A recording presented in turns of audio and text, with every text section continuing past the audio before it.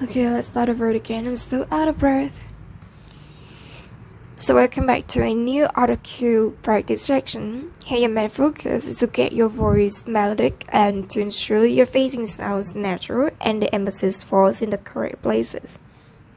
As a topic of discussion, let's discuss the concept of aperture when relating to cameras. The first thing I tell people when teaching this is to think about a pinhole camera. Remember, you can make one easily using a shoebox and some tissue paper. Punch a tiny hole in one end of the shoebox, cut out a square on the opposite end, and glue the tissue paper to cover the square that was cut out. When you then point the pinhole at something, you see an upside-down image projected on the tissue paper plane. So why is this relevant to aperture? Well, a pinhole is a tiny aperture, and you will notice that everything is in focus from near to far.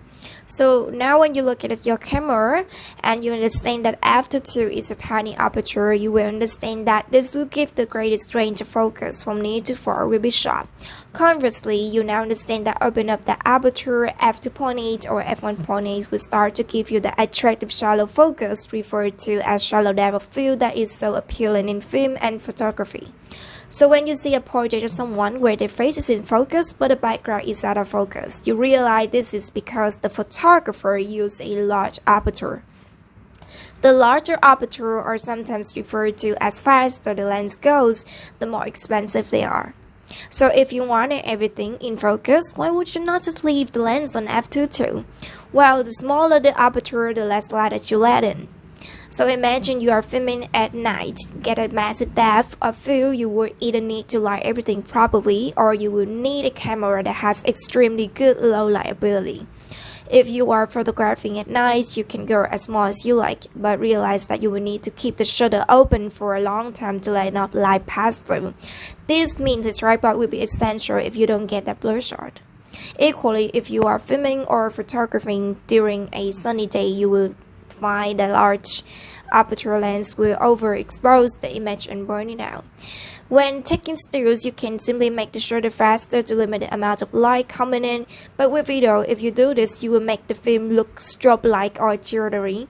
You will need to acquaint yourself with ND or neutral density filters, which limit the amount of light without you having to touch the shutter speed. This is all just scratching the surface of how to use and understand the aperture.